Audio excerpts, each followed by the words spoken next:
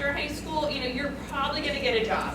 For some of us, it's going to be a long-term career. For others, it may be a part-time job to just kind of help us get through school. But regardless, the things that you're going to learn today are going to help you. And Dr. Ritter made the point to me last period. He said, you're going to hear these things and you might think, oh, I'm never going to get a job. Like, there's so many things I have to do.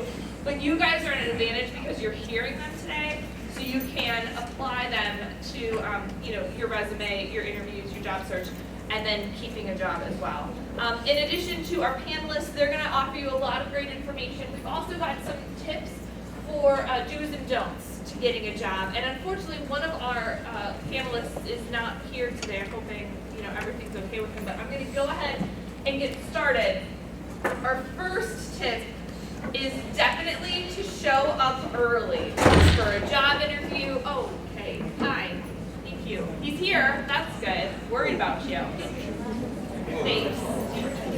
Yes. Mrs. Totoro, I'm so sorry I'm late. I generally don't care about things. Right. Okay. I forgot. No. My friend Kyle. He's so dumb. He come over last night. He's like, hey, I need your truck. And I was like, why do you need your truck? He's like, I gotta move. So I was like, okay. So I spent a whole night moving. I was up all night. I was up until 4 o'clock moving. And finally, we get in the car and he's like, can we? I'm like, where are we moving this stuff? And he's like, I don't know. I just need to be out. So then I come to school, and then I gotta go back to my truck because I put my stuff in my truck. And the dean's like, "Where's your program shirt?" And I'm like, "Where's your program shirt?" So sorry. Clearly you got breakfast, so I see that's having no effect on you whatsoever. I need to kickstart my heart every day. Every day. Yeah. Okay. So he is gonna help us. I'm gonna put air quotes on the term "help" because just do exactly the opposite of what he says. So instead of showing up late, you definitely want to show up early. Our number 9 tip, and this is just sheer coincidence, totally goes along with your outfit choice today. Program shirt or not, the rest of it really does say something. During an interview on the job, you don't want to dress badly, and maybe you could.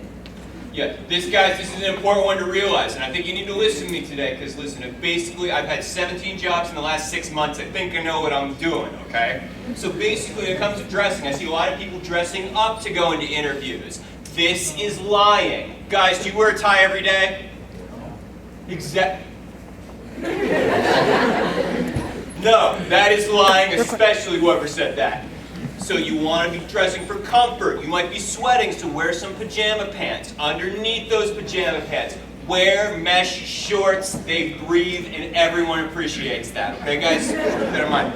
You're welcome to. Thank you. Nobody appreciates mesh shorts and pajama pants at a job interview, so just don't ever wear that, no matter how big of a fan you are of the pajama pants and Star Wars, and then the hat, the hoodies, the Converse. There's just so many things. We don't have enough time. But don't look like kids for an interview, okay? We're going to talk. I'm sorry. I hope you don't take any of this personally, because I am going to be very negative towards you. I don't even know what that big word means. Okay, good. Dr. Ritter works at Kent State Trumbull, and he's going to talk to you about some resume and interview tips that are going to be important. Some jobs, apparently you just have to be breathing to obtain, but probably better jobs, you're going to want to apply these things. Thank you. I'm going to add one to my list that I haven't used before. It just came to me. Don't drink an energy drink before you go on an interview. You're going to be nervous to begin with, and then if you have an energy drink or tall Starbucks, you're going to be sweating and probably saying things you wish you hadn't said. So just be yourself and do a little bit of yoga before you. Okay, so 3 things I want to tell you. Really keep in mind. The first, and I'll go through each one. Number 1, tailor your resume and cover letter to the job. Number 2, do research on the company. And number 3, follow up. So what do I mean by tailor your resume and cover letter? You'll hear every year you get on the news, they interview somebody who sent out 300 resumes and never heard a response. Why is that? Because more than likely they have a standard resume that they send out to everyone. They have a standard cover letter they send out to everyone.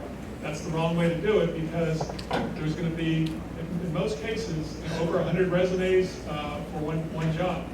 So what you don't want to do is say, "Dear hiring manager." What you want to do is to say, okay, what have I done in my past that matches up with what they're looking for?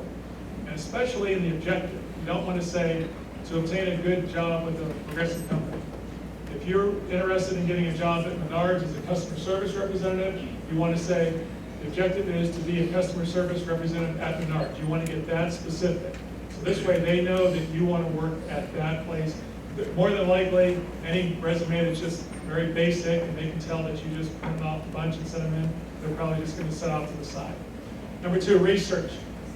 It's easy now with the internet to do a ton of research on the company. One of the questions you may get is, what do you know about our company? And if you say, well, I just know that you sell XYZ products, that's not going to cut it. So you want to do as much research as possible. I know a guy one time that really wanted a job with this company. He took 2 days off from work, did a ton of research. This was before the internet. There was actually time before the internet. And he went in and they said, what do you know about our company? And he spouted off about 15 different facts, went on for like 10 minutes. The guy looked at him and said, I am very impressed. And then he ended up getting the job because none of the other candidates did that. So do your research, and most important, follow up. What I mean by that is when you go in for the interview, let's say there's a receptionist that greets you and says, have a seat. Mr. Jones will be out in a minute to interview you. Get the receptionist's name. Send the receptionist a follow-up letter. Send the person you interview with a follow-up letter. If you go on 2 or 3 interviews that day at that company, send each person a follow-up letter. Because they all talk. And the receptionist is going to say, hey, I just got a follow-up letter from Jane Smith. It was nice to meet you. Then if you don't hear anything for a couple of weeks, call and say, I'm just calling on the status of the job. And they may say, well, we're still in the process of hiring. Send another follow-up letter. Thank you for letting me know about the status of the job. It doesn't have to be a letter. Handwritten note is great.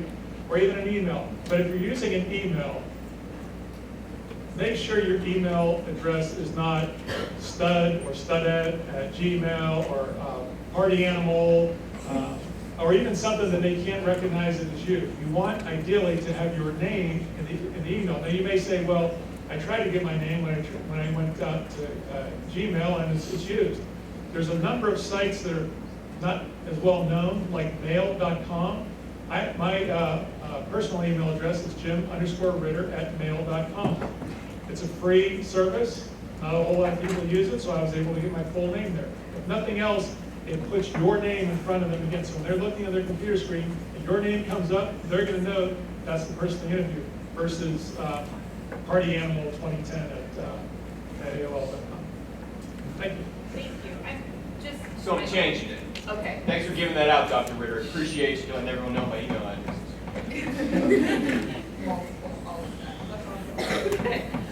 So that resume that you made for your English class, your career passport, you know, that's not the only resume you're ever going to make. We always have you kind of give very general job objectives and skills and stuff. You definitely want to cater those and tweak those to specific positions.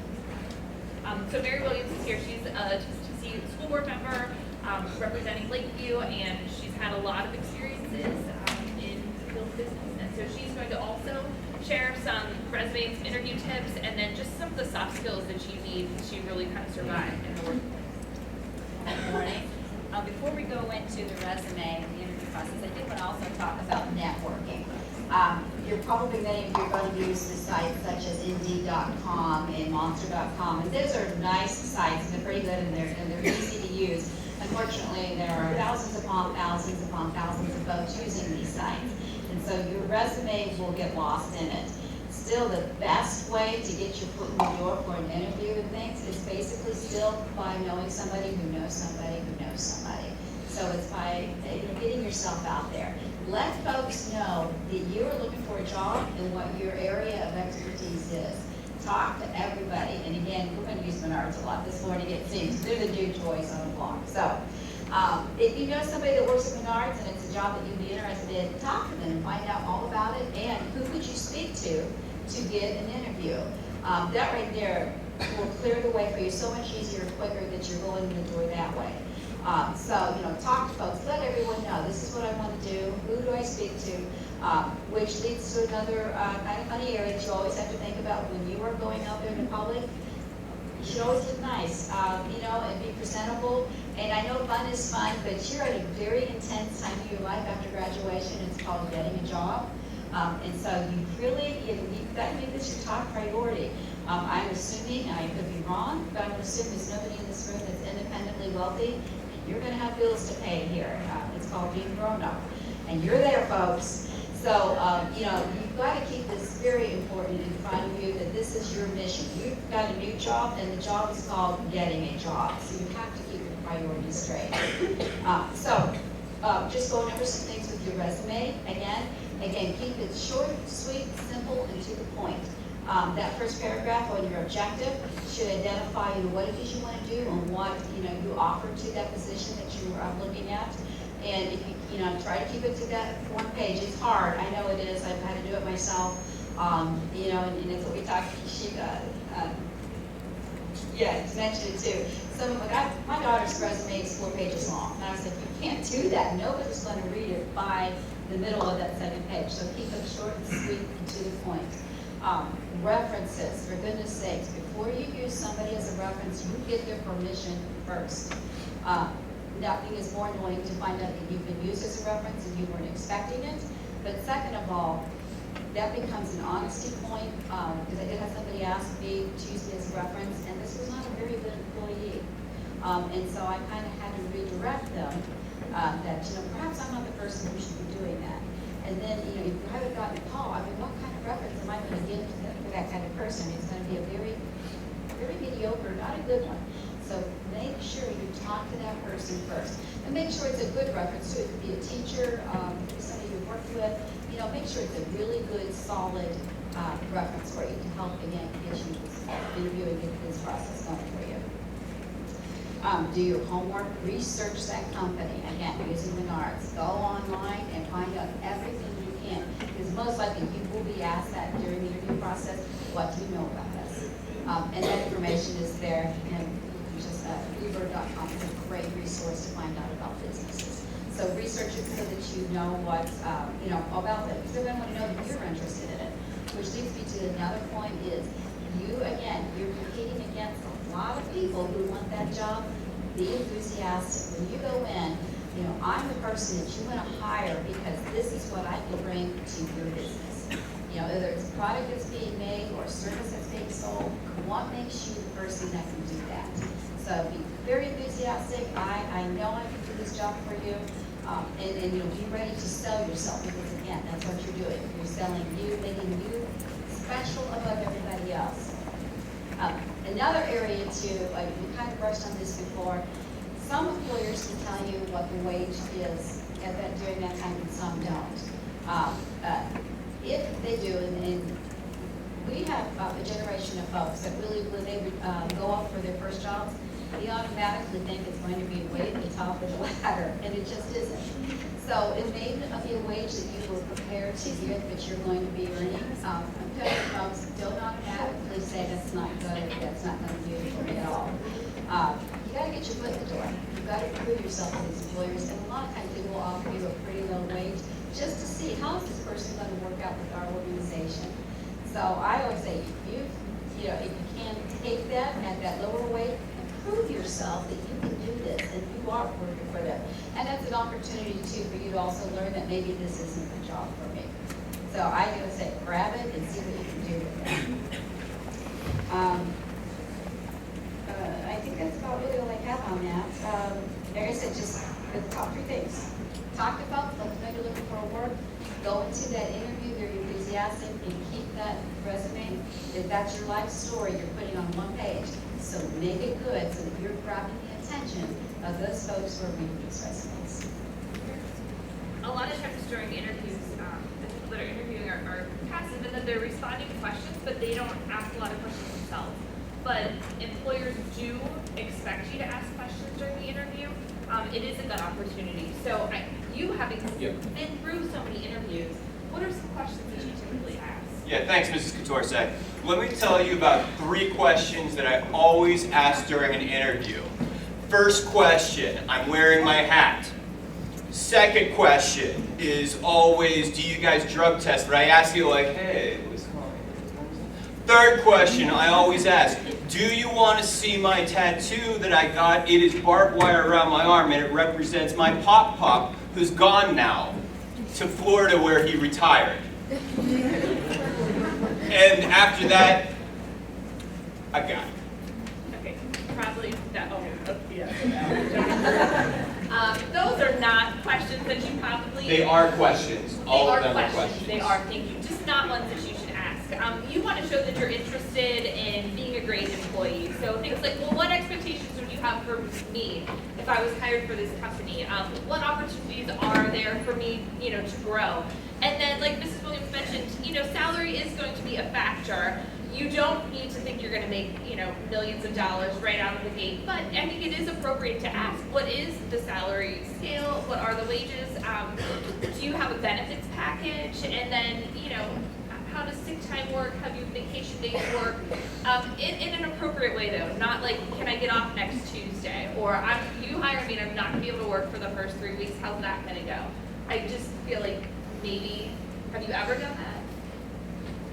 I've done a lot of things. Okay. And I'm proud of them all except for 3. Okay.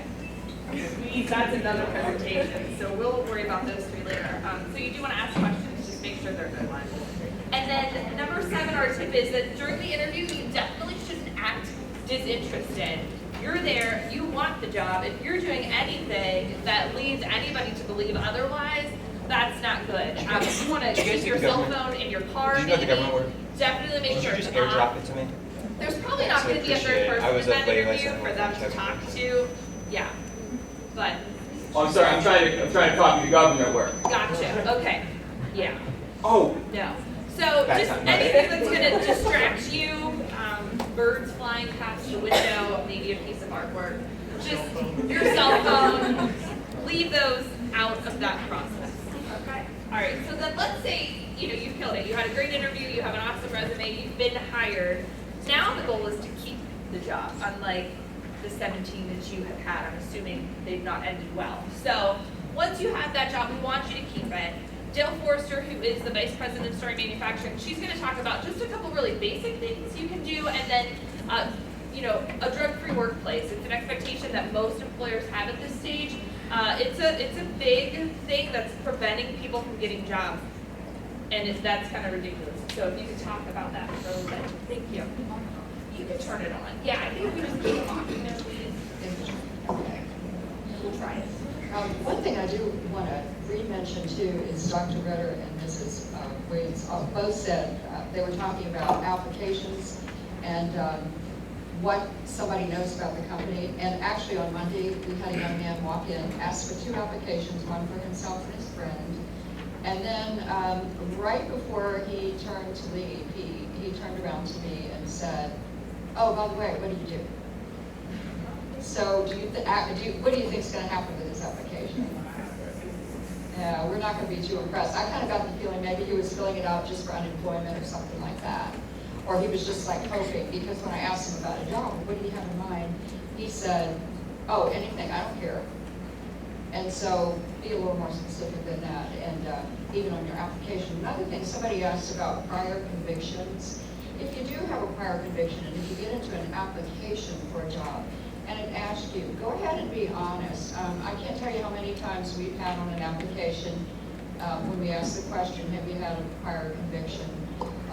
People have said, yes, we'll explain. That's fine. We want to know that you're honest.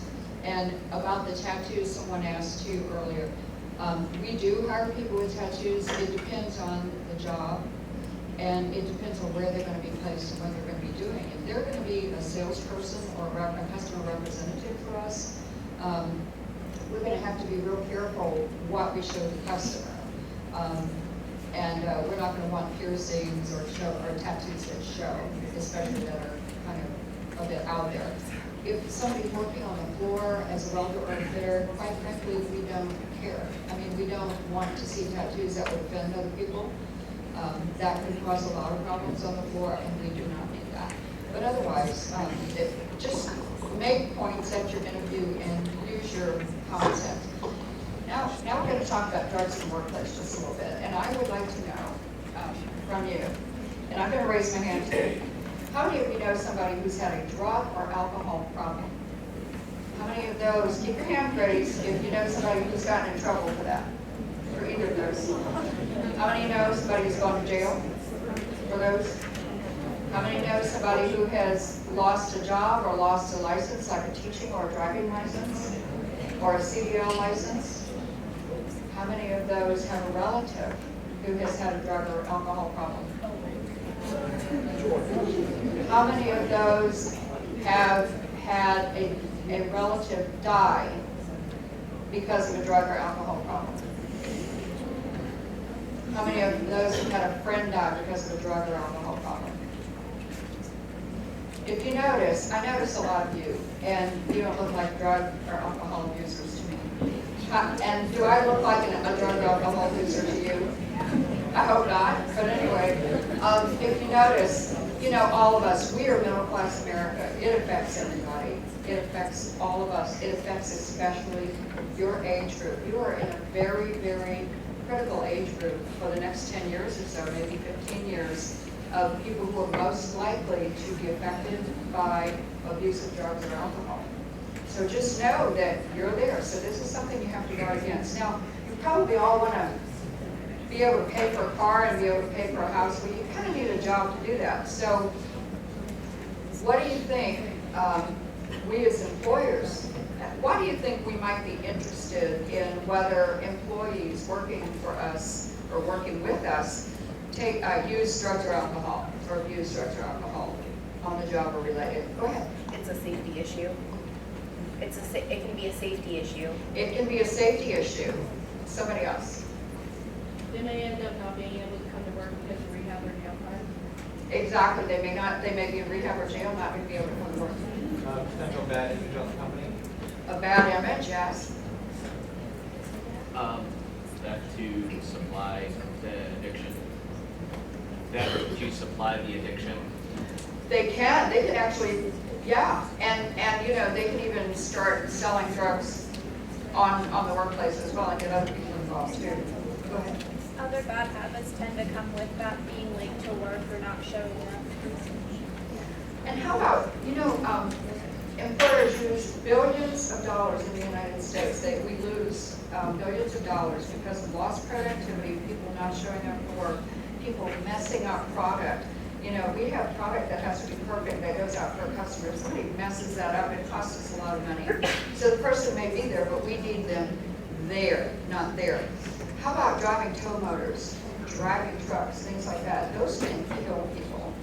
And if you don't think that's very serious or that happens often, every single week OSHA publishes a newsletter.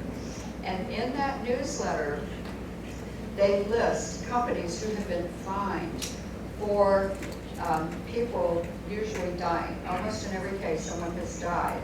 If not, they've been severely injured. Maybe they lost fingers, toes, arms, part of a leg. Maybe they're crippled now. Maybe they're paralyzed. Maybe they have a head injury. They'll never be the same. So every single week, OSHA publishes this. And the big thing is that a lot of people die in the United States because of work accidents. Many times, the company had nothing to do with that. Most of the time, the employee has caused it. And I've got all kinds of data up here about drug and alcohol abuse and use on the workplace.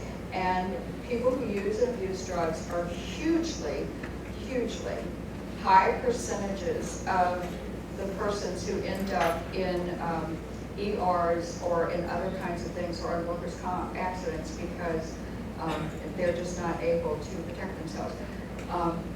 You know, death is the biggest thing. That's the biggest cause. The other cause is finances. We don't want any employee hurt. We all are also in business to make money.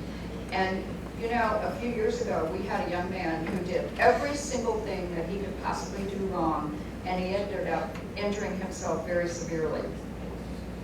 And because of that, over the next several years, we have paid over $100,000 in extra Bureau Workers' Comp fines. And the thing is, we pay insurance, which is BWC insurance, all the time, every day. Every company does. So this was in addition to what we normally pay.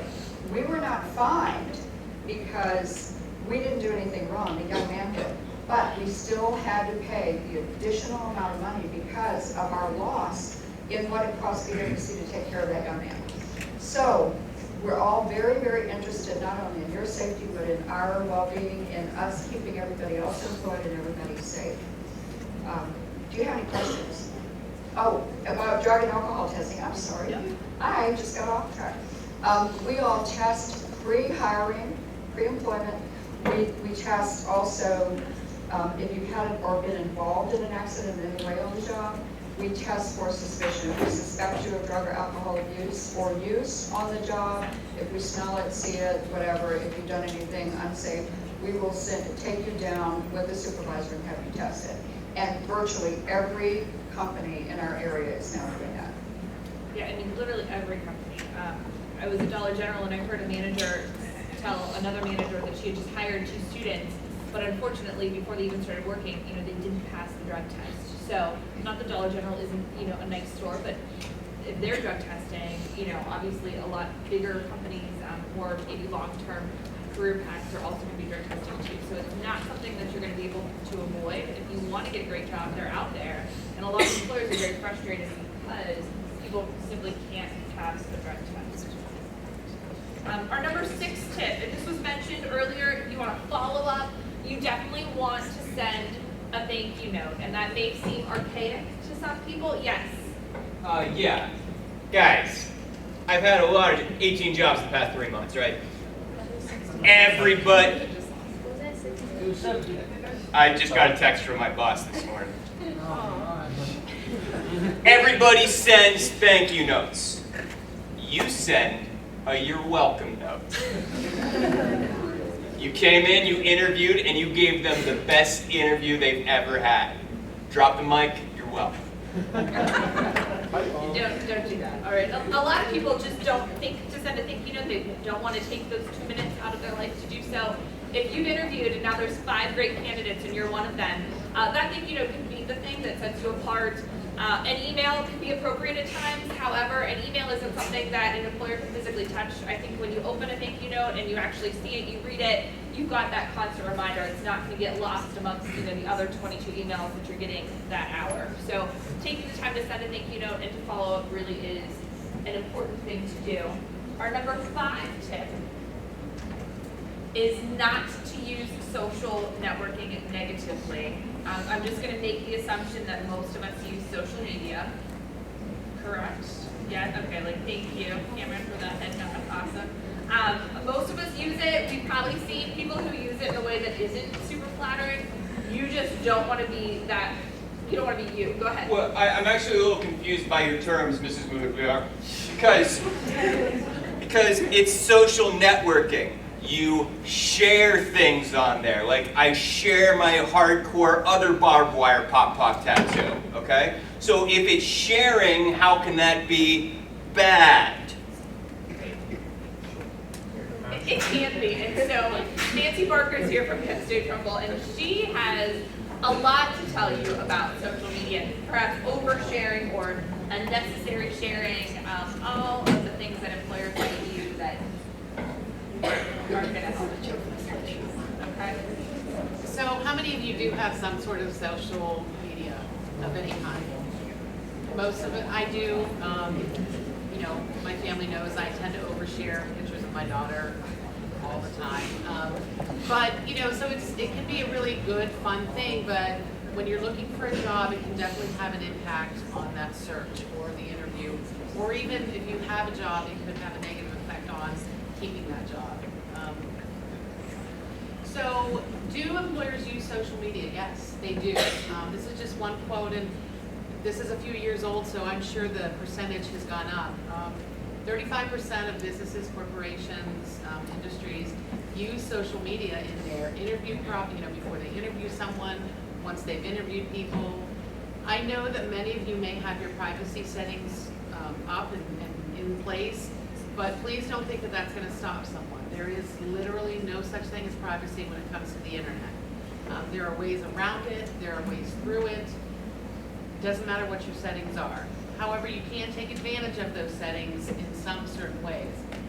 If you're going to tag yourself in something, or you're going to try to tag a friend in a picture or a post or a status update, make sure that they have to ask your permission to do so. So many people can tag you, and if it's not a picture that you're particularly fond of, or it casts you in a negative light. It could have a negative impact on you getting an interview, you obtaining a job, again, keeping a job. So some ways that social media can be harmful, clearly inappropriate pictures. There's kind of a rule of thumb. Ask yourself, would my grandmother want to see this? If you don't think she'd want to see it, I think it's a pretty good idea not to post it. You have to remember your audience. If you are wanting a job, we'll use Menards again, know your audience, know what type of people, what the culture is. If they are conservative and things like drinking pictures or even reckless pictures, could be looked at as negative. So you want to think about, well, should I post that? Some of these are just examples, and some of these pictures, there's really nothing wrong, and they just kind of might indicate someone that's got a lot of spirit or that has fun, but ask yourself, what message might it say? The top one on my right is, a lot of girls do the duck face, and, if you do, that's fine, that's totally your right to do it, but ask yourself, what kind of pictures do you want seen if somebody that's going to interview is looking at your social media? Tattoos. This is a touchy subject because, you say, I'm allowed to express myself, there's nothing wrong with tattoos, you're right, piercing, but you have to take into account who are you interviewing with. If they don't like tattoos, if they don't want to see piercings, you may never know that's why you didn't get the job.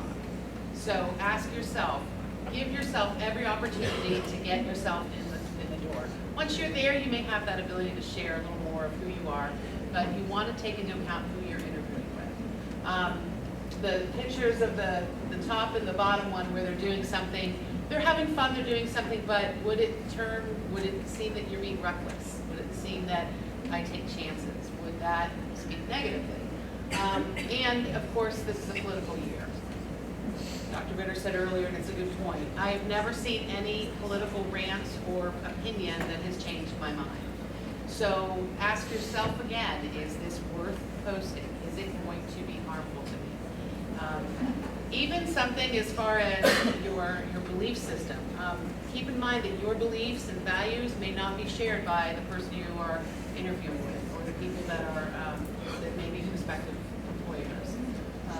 So not only can this be harmful in getting a job or interviewing, but once you're on the job, this is a perfect example. There are literally hundreds of these kind of stories out there. This woman got a job at a daycare center and she never got to start. Before she started work, she posted this and she was fired before she even began her first day. Just use some common sense. And I've talked a lot about negative use of social media, but social media can be used to your benefit too. If you take the time to post things that are good about yourself or that speak to your responsibility, to your knowledge, to your experience, those kind of things can be really helpful and can increase your chances. So just be smart about it. Take a look. This is the time now to clean up your social media. Take a few minutes, look over it, go through. See what you're tagged in. There's ways to view your pictures that other people have tagged you in. Untag yourself from pictures that you may think could hurt you. Just take some time to look over it. So much of how we interact with people now is through social media that sometimes we forget how to do really basic things, like having a good handshake. When you do go into an interview, you want to, introduce yourself, make eye contact, and have a nice, I mean, you've done it a lot, so what's your typical approach when you meet? Guys, I'm a teenager.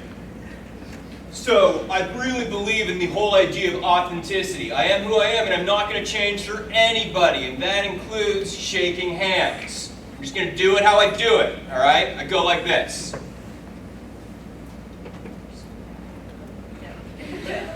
Nervous. That was weird, to say the least. So I had a good time. Whatever your authentic handshake is, you want to forget that, and you just want to do just like a normal, and again, I'm nervous, it's nice to meet you kind of thing. Okay, and the point was made earlier, Dr. Ritter can share his experience recently I had a girl in yesterday, for whatever reason, she was nervous or just had an energy drink or a Starbucks, and she shook my hand at the end, and it was really wet, and it was disgusting. I mean, if nothing else, wipe your hand on your pants before you shake someone's hand, in case you think it's wet, because I know I ran into the restroom and I washed my hands right when I was done. Yeah. Not a pleasant experience. No, and now she thinks, now she serves as an example, so you don't want to be or her. Okay. What if your pants are awesome? It becomes harder to see. I don't want to deface. We'll talk to you later. Okay, great.